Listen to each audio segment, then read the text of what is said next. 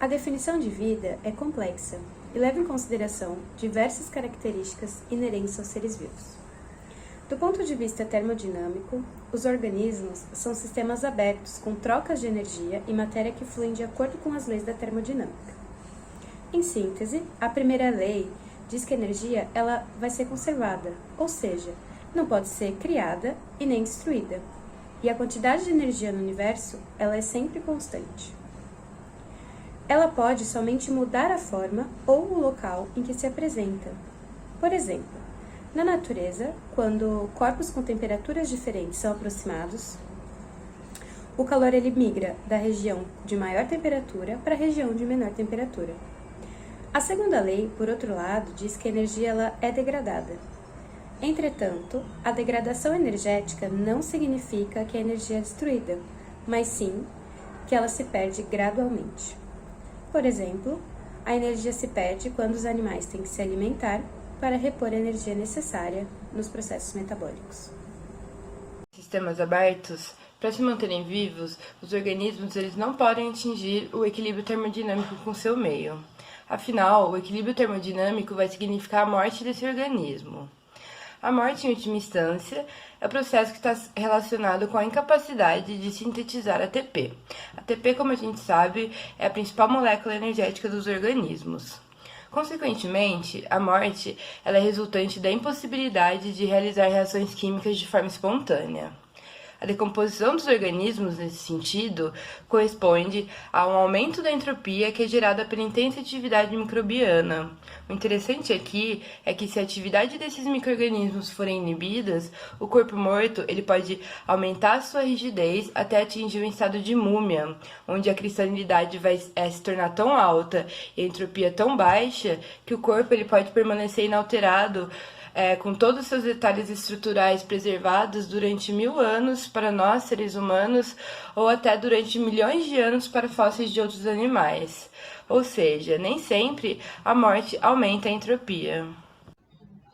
Para se manterem vivos, evitando o equilíbrio termodinâmico e, portanto, evitar a morte, os organismos ganham e perdem energia constantemente. Durante esse processo, os seres vivos ingerem continuamente nutrientes contendo elevada entalpia e baixa entropia. Ao retirar a energia do meio, na forma de nutrientes ou energia solar, a energia é devolvida para o meio em forma de calor e entropia. Assim, os seres vivos convertem energia química em uma variedade de fontes de energia, incluindo energia cinética e energia térmica.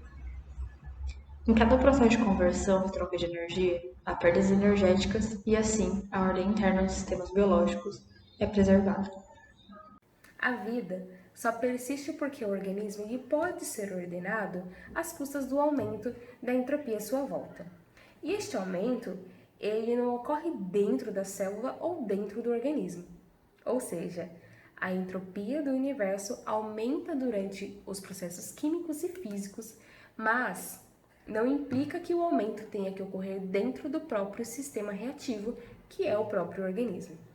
Assim, a entropia é aumentada no meio, por exemplo, quando são formados os subprodutos da excreta e respiração, como o gás carbônico e água, mas é diminuída no sistema vivo quando ocorre a síntese de moléculas complexas, como o DNA e as proteínas.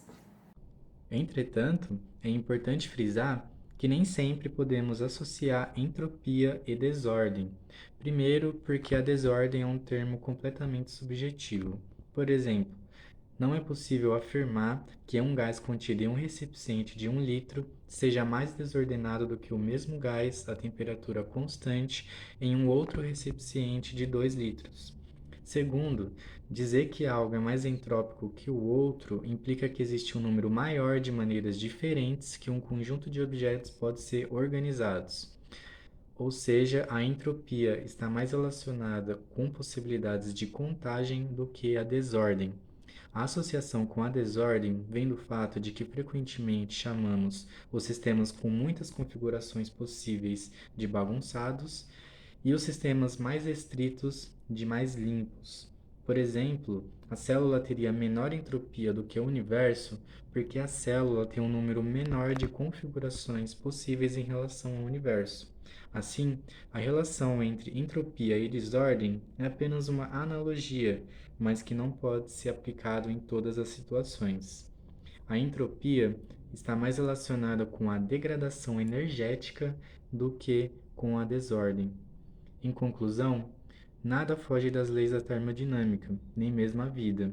A diminuição da entropia no organismo só é possível com trocas energéticas e a auto-organização dos sistemas biológicos ocorre em decorrência do aumento da entropia no meio.